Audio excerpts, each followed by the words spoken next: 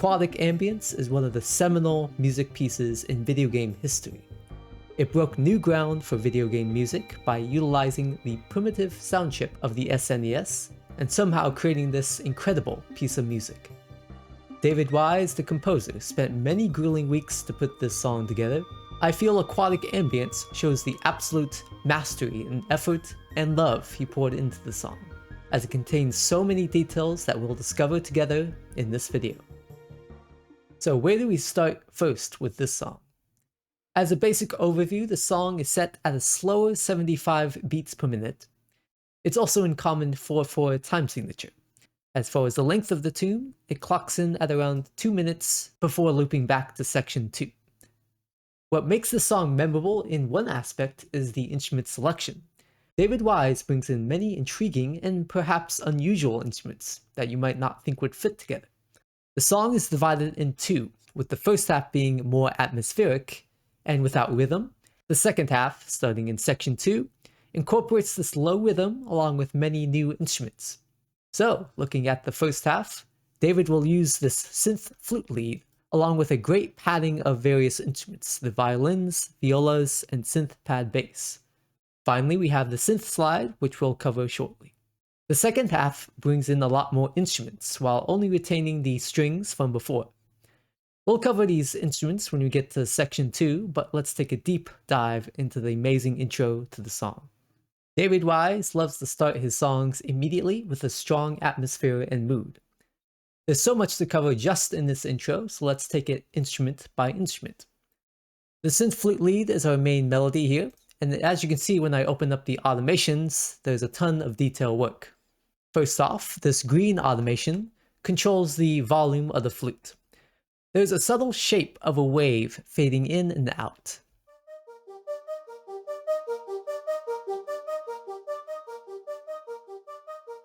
This wave pattern is a very useful technique to allow the instrument to breathe in and breathe out, feeling more alive. Next, the purple automation is simply fading in the reverb.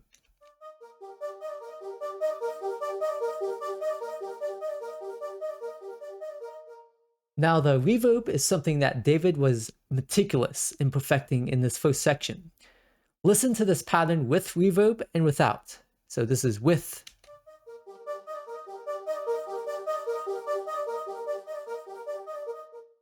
and without.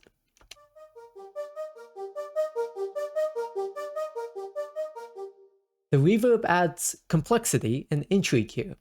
The actual type of reverb being used is from Soundtoys, and it has a 30-second time echo. I adjusted the groove and feel over here to make it slightly off sync. Let's ask ourselves this question. Why did David use this type of reverb, where it's not exactly in sync? This is what it sounds like if it were in sync.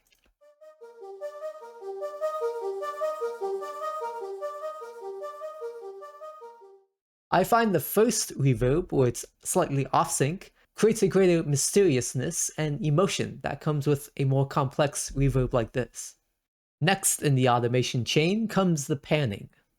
Looking at just the first one here, this controls the main instrument's panning, jumping from the right to the left at somewhat random intervals.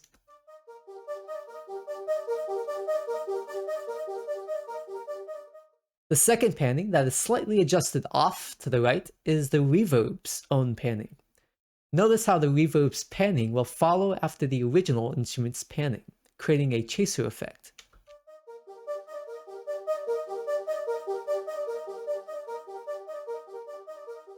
The reason for this, again, is to contribute to the atmosphere of the song, making it so the listener cannot accurately predict what's coming next.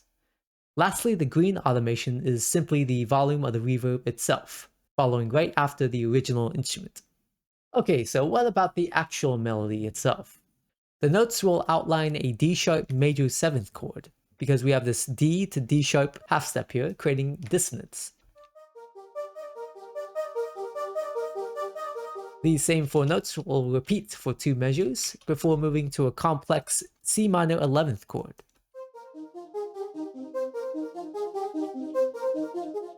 Then, after the break inside this first section, David will repeat the first 2 chords again, And then the third pattern will use notes from the C minor scale, which is the key of the song. And then the fourth pattern is another variation of the C minor scale.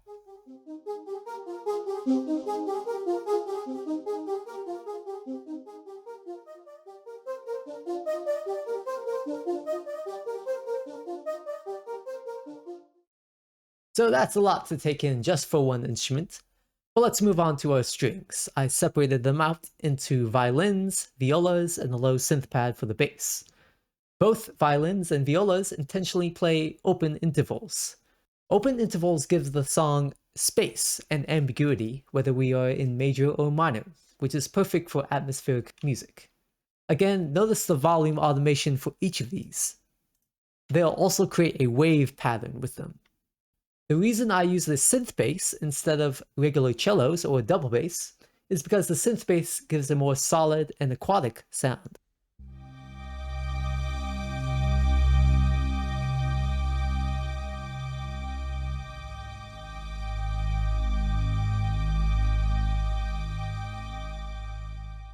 Lastly, and perhaps the most interesting, are the risers. Take a listen how these sound by themselves.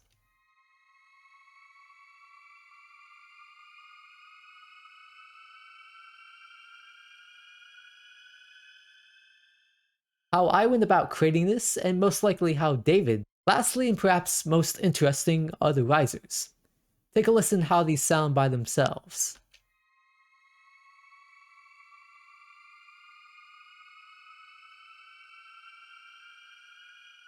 How I went about creating this, and most likely how David Wise designed this, is that I used two different instruments on different pitches. They are separated by a third interval. Now these instruments by themselves don't pitch up over time, so I had to go in within, for example, Massive, and use the FL Studio's pitch bending here, automating it down below. As you can see, the pitch range is quite large so that I can pitch up a large range. Using the original song as reference, I made sure the pitch amount was correct. In section 1B, the two risers will start on two lower notes, and then pitch up for even longer until the end of this section.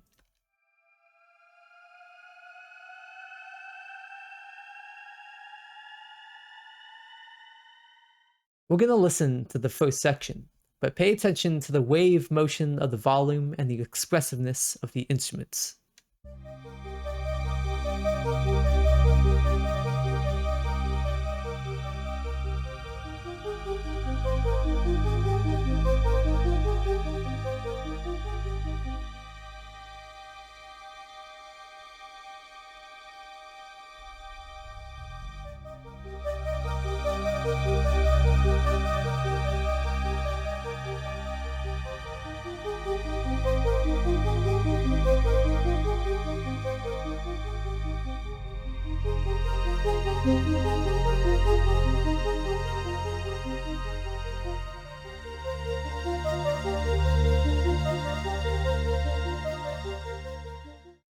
Section 2 is markedly different than the first half of the song, introducing a new rhythm pattern.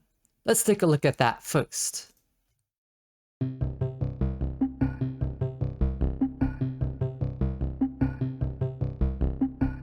This looks incredibly complex, and I can say it took me quite a while to put this all together.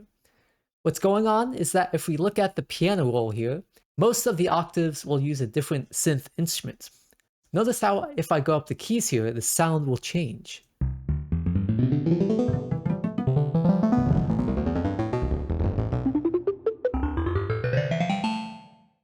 Now look at the notes in particular. Do you notice anything? Do you see how all of them are C notes? This rhythm pattern is made up of just one note, spread across different instruments in octaves. Let me slow this down for you.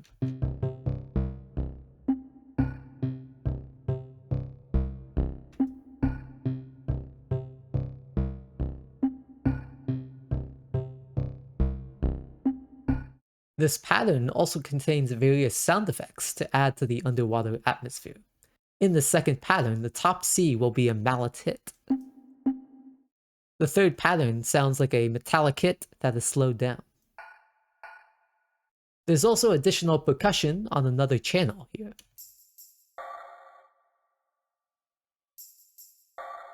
We hear the 4 tambourine notes contributing to the low rhythm part, and after these notes there's another metallic hit at a different pitch. For the sound effect sounds and the tambourine, I use battery, and adjusted the pitch of these hits way down.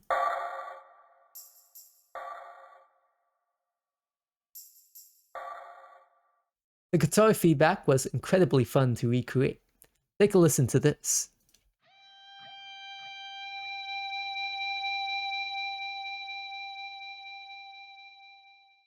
So rather than start with the initial pluck of the note, Wise decides to fade in the feedback of the guitar. Again, this contributes to the underwater atmosphere, sounding like a distant call. In the next note, David will play the guitar on the higher note.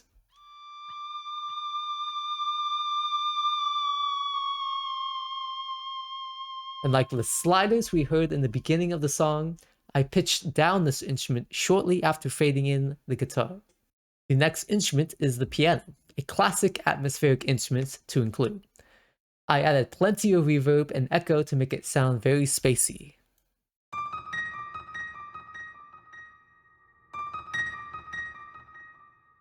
If you think back to the intro of the song, it harkens back to that flute melody we heard. Immediately following the piano, we have the harp. Now the harp completes the piano melody by having the melody end on a lower note instead. Both the piano and harp will slowly fade out over time. The last intriguing part of section 2 is the giant harp crescendo at the end. Listen to this by itself. Now listen to it slowed down.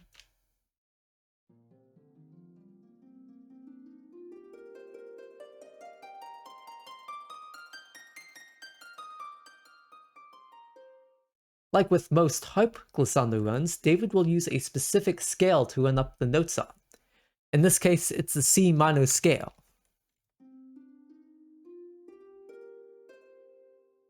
He'll sometimes double back about every count and then end the glissando by descending the scale a few more notes. Let's listen to section 2 in full.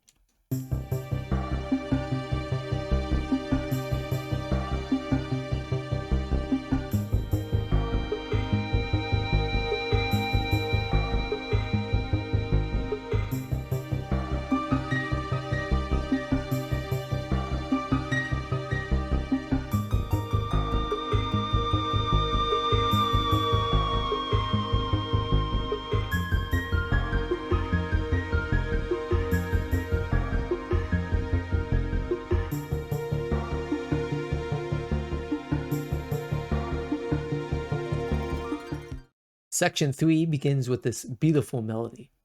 Let's dive into that first. First off, why did David Wise choose a melodeon of all instruments as our main melody instrument? I believe it's because the melodeon has a certain chorus effect that fits well with atmospheric songs. It also certainly indicates the video game nature of the Donkey Kong Country soundtrack in general. Just like all aspects of Aquatic Ambience, David is extremely detailed in crafting his melodies.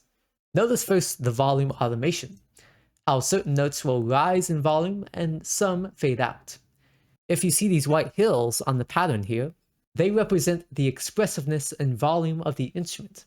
These longer sustain notes will fade out over time.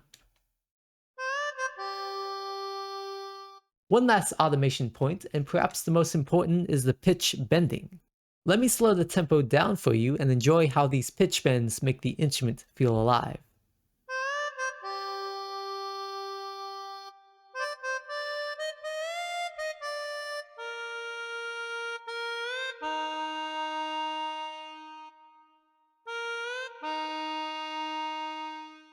This melody is so good. Let me play it back at full speed now.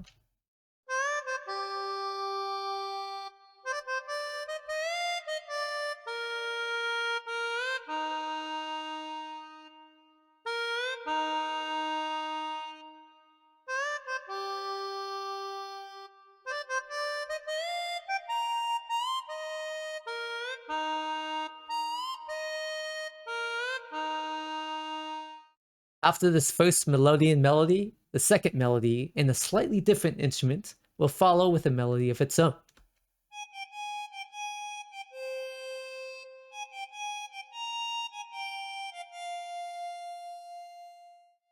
Additionally, after that, the piano will follow with these high alternating octaves in A sharp.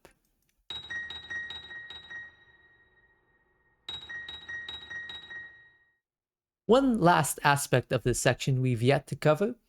The percussion will use two new sounds, a bass kick and a clave hit here. Both use a heavy echo effect that is delayed inside the battery using a 16th delay.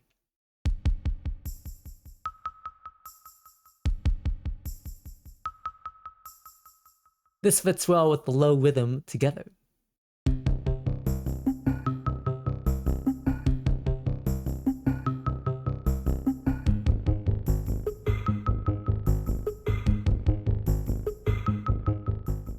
To conclude, let's play back section 3 with everything together.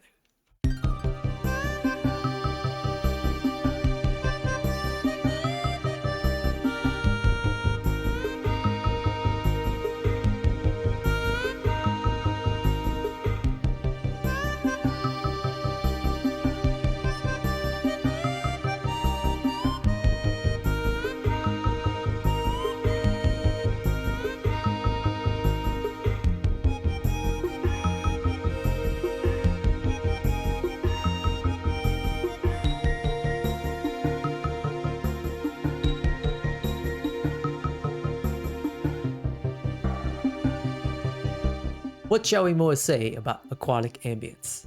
This song not only shows what happens when a composer spends plenty of time fine-tuning and adding small details to each instrument, but also allowing the emotion and atmosphere of the song to reign above all else. Aquatic Ambience is a testament today of the quality video game songs can produce.